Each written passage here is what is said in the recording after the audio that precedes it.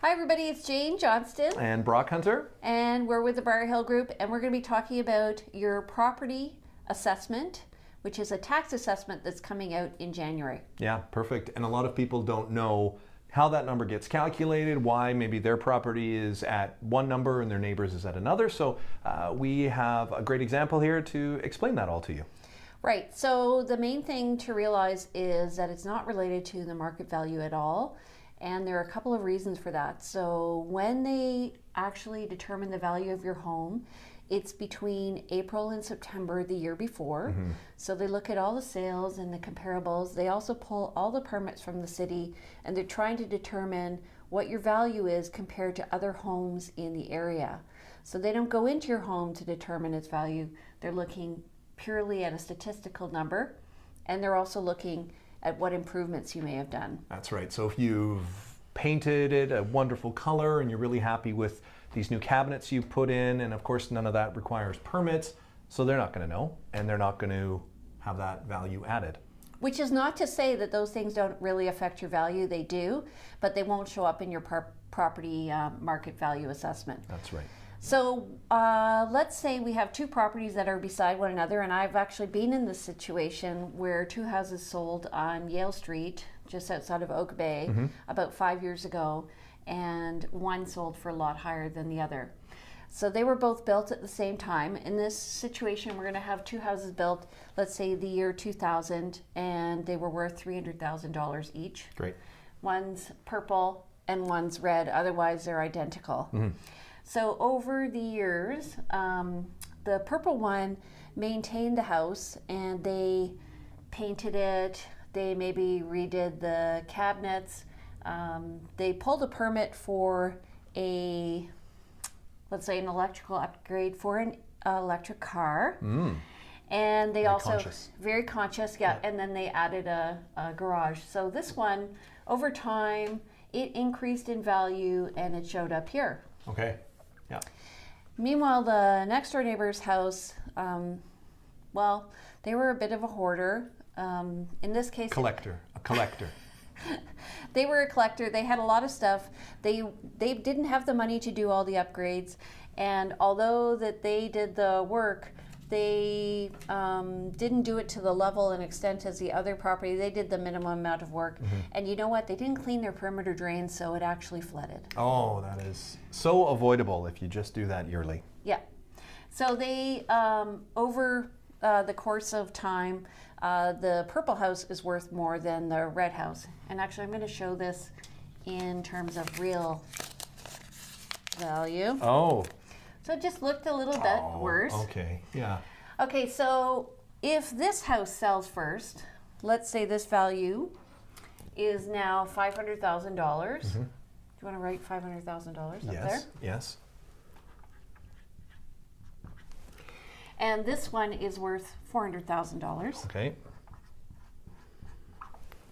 So if this house sells first, then what the city does is they look at both properties and they say, well, they were both built at the same time, they had the same level of finishings when they were made, and they were assessed when they were made at the same value, but now this one sold, so therefore it's going to pull this price down. So they're going to say this house is worth $400,000. This person may get upset, the purple house person may get upset, because they're thinking, you know what? I've done all these upgrades. How come my house isn't reflecting the value of what it is compared to other people in the area? And the reason is that the sale of the other house has pulled it down.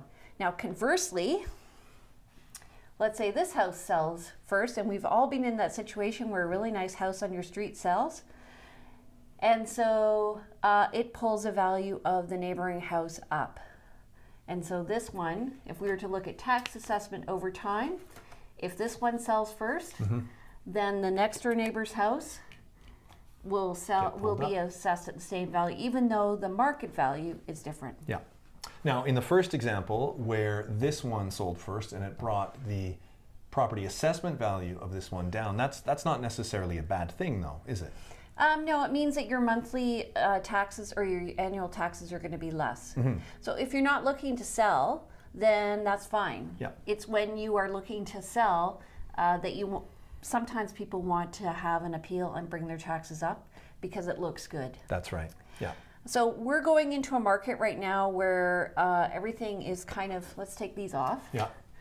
Everything is starting to go down. So if you imagine a train, and this is the price of homes, and it goes like this, and this is the caboose of the train, whatever a caboose looks like, okay? Yeah.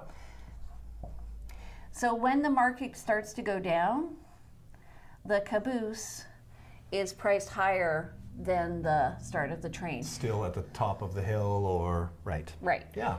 So right now, especially right now, your tax assessment is way off because it's based on April to May the year before. 2018.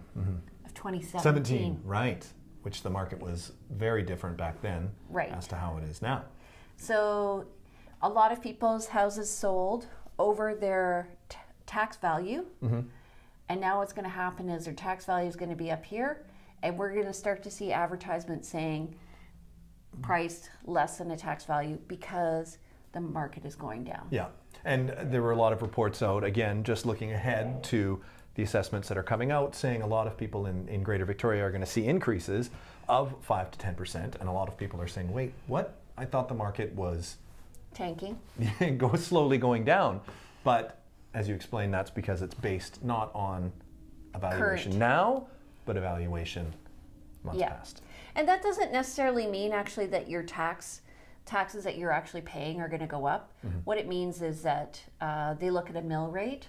So they're just looking at a percentage. They're trying to figure out a balance to take out. Right. So even though my house actually value has gone up considerably, my taxes haven't gone up Right. in the past 5 years. Because they measure it all out. And that's a fairly complicated sort of formula that they use to find out. And maybe that's for another show as well, to figure Yeah. out how they come up with the mill rate. They basically just make a budget and then they work backwards and figure out what the house prices are and then attach what's called a mill rate. Right, how they pay for it. Oh, well, it's not that complicated. There's your show, 2-in-1, right there. Okay, so if you have any questions or if you want to appeal your taxes, let us know. What we can do is go in and do a market analysis for you and figure out what your actual house value is so that you have an accurate number to work with. And remember, this should be updated about every 6 months because the market changes all the time. And if you're interested in keeping apprised, we are happy to have a long-term conversation with you. When you want to sell is of no issue to us. We're just here to serve you. Yeah, perfect. So you can contact me, BrockHunter, at 778-977-5852, or you can email me at brockhunter@gmail.com. Or you can call me. I'm Jane Jonston with the BriarHillGroup. My phone number is 250-744-0775, or you can email me at BriarHillGroup@gmail.com. All right. Have a great day. See you next time.